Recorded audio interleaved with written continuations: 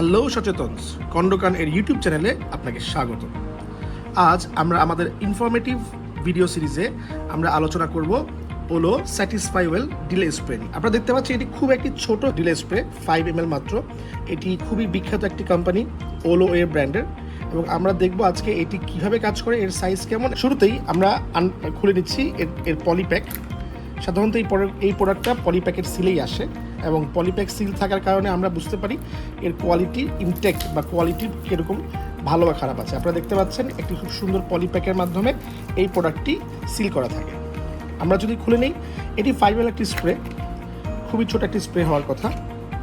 এবং হ্যাঁ, আপনারা দেখতে পাচ্ছেন এটি খুব ছোট একটি 5 ml স্প্রে, এবং এর সুন্দর একটি ঢাকনা আছে স্প্রেতে। এটা ব্যবহারের নিয়মটা খুবই সিম্পল। ঢাকনা খুলবেন, এখানে স্প্রে একটি মুখ আছে, দেখতে পাচ্ছেন আপনারা। একটু ঝাঁকিয়ে নেবেন ইউজ করার আগে, এবং পরবর্তীতে আপনি এটা স্প্রে করবেন। এভাবে স্প্রেটা হবে।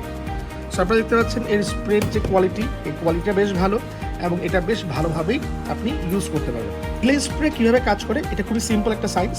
আমরা এটা সম্বন্ধে আপনাদের খুব ডিটেলসে আমরা বলবো। আমরা এটা বোঝানোর জন্য আপনাকে আমরা একটি পেনিসের ছবি দেখাচ্ছি। একটা ডিলে স্প্রে বা আমাদের ইজাকুয়েশন যেটা হয়, পেনিসের যেই এই অংশটা আছে, এই যে এই সেন্সেশন যেটা আমরা মাশরুমের ক্লাউড বলি, এই অংশটাতে সব বেসিক্যালি সেন্সেশন। তো আপনি আমরা যে ইজাকুয়েশন করি, ভ্যাজাইনার ভিতরে যাওয়ার পরে যখন ইন্টারকোর্স চলে, তখন এই অংশের সেন্সেশনের কারণেই কিন্তু আপনার ইজাকুয়েশনটা হয়। সো এই ডিলে স্প্রের কাজটা হচ্ছে গিয়ে বেসিক্যালি এই অংশটাতে এই স্প্রেটা ইজাকুয়েশন যে সেন্সেশন বা অনুভূতি, সেটাকে একটু শিথিল করে দেবে। এর কারণে আপনি সেন্সেশন কম পাওয়ার কারণে আপনি অতিরিক্ত সময় পাবেন, যাতে আপনার ইজাকুয়েশনটা ডিলে হবে। এটা একদম সিম্পল বেসিক সাইন্স। এই ডিলে স্প্রেটা ইউজ করার সময় আপনাকে মাথায় রাখতে হবে, এই স্প্রেটা 2 বার ব্যবহার করতে হবে পেনিসের সামনের অংশে। আমরা যদি ধরে নিই এটা পেনিসের সামনের অংশ, আপনি এই স্প্রেটাকে পেনিসের সামনের অংশে 2 বার আপনি স্প্রে করবেন। একটা জিনিস মাথায় রাখবেন, যে পেনিসের সামনের অংশে স্প্রে করার পরে যাতে কোনোভাবেই আপনার স্প্রেটা বাইরের অংশে দেওয়ার কোনো দরকার নেই, এবং চেষ্টা করবেন সামনের এই অংশ যেখান দিয়ে মূত্রনালীর মুখটা থাকে, এই অংশটাকে অ্যাভয়েড করার জন্য। আপনি এই স্প্রেটা ইউজ করে আপনাকে অন্ততপক্ষে 5 থেকে 10 মিনিট সময় অপেক্ষা করতে হবে, এবং 5 থেকে 10 মিনিট সময় অপেক্ষা করার পরে আপনি যদি সহবাস বা ইন্টারকোর্স শুরু করেন, তাহলে আপনি এটা একটা বেটার রেজাল্ট পাবেন। তো এখানে আমি নিয়মটা বলে দিচ্ছি। আপনি এই স্প্রেটা আপনি এই অংশে 2 বার স্প্রে করবেন। স্প্রে করার পরে আপনি হালকাভাবে ম্যাসেজ করে নিতে পারেন এই অংশটাকে, যতক্ষণ না পর্যন্ত আপনার স্প্রেটা এখানে যে লিকুইডটা আছে সেটা শুকিয়ে যায়।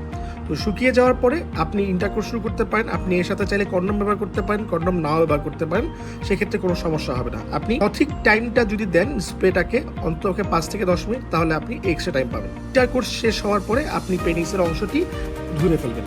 একটা জিনিস মাথায় রাখবেন, আপনি যদি এটা সঠিক নিয়মে ব্যবহার না করেন, তার মানে আপনি যদি স্প্রেটা এখানে না করে এখানে অন্য কোনো জায়গায় ব্যবহার করেন, তাহলে কিন্তু আপনি এই স্প্রে এফেক্টটা পাবেন না। এবং এই স্প্রেগুলো কাজ করার সবথেকে ইম্পর্টেন্ট বিষয় হচ্ছে সময় দেওয়া। মানে আপনাকে স্প্রেটা করার পরে অন্ততপক্ষে 5 থেকে 10 মিনিট অপেক্ষা করে আপনাকে ইন্টারকোর্স শুরু করতে হবে। সো এই যদি আপনি সময়টা ঠিকভাবে না দেন, তাহলে কিন্তু স্প্রেটা আপনাকে এক্সট্রা টাইম দিবে না। ঠিক এটার কোনো সাইড ইফেক্ট আছে কিনা, এই স্প্রেগুলো বা এই স্প্রেটা যে কোনো স্প্রে কখনোই সবসময় বা রেগুলার ব্যবহার করা সঠিক হবে না। এটা আপনাকে অবশ্যই একটা ইন্টারভেলের একটা গ্যাপ দিয়ে ব্যবহার করতে হবে, এবং তাহলে আপনি এটার সঠিক ব্যবহারটি বা আপনি সঠিক এনজয়মেন্টটি করতে পারবেন। এই স্প্রেটি ব্যবহার করলে অনেক সময় যাদের অ্যালার্জিজনিত সমস্যা আছে, তাদের অনেক সময় হালকা একটু ইচিং বা চুলকানি ভাব হতে পারে। যদি খুব বেশি চুলকানি ভাব উন্নত হয়, তাহলে আপনি ধুয়ে ফেলবেন, এবং এই স্প্রেটি আপনার আর ব্যবহার করা সঠিক হবে না।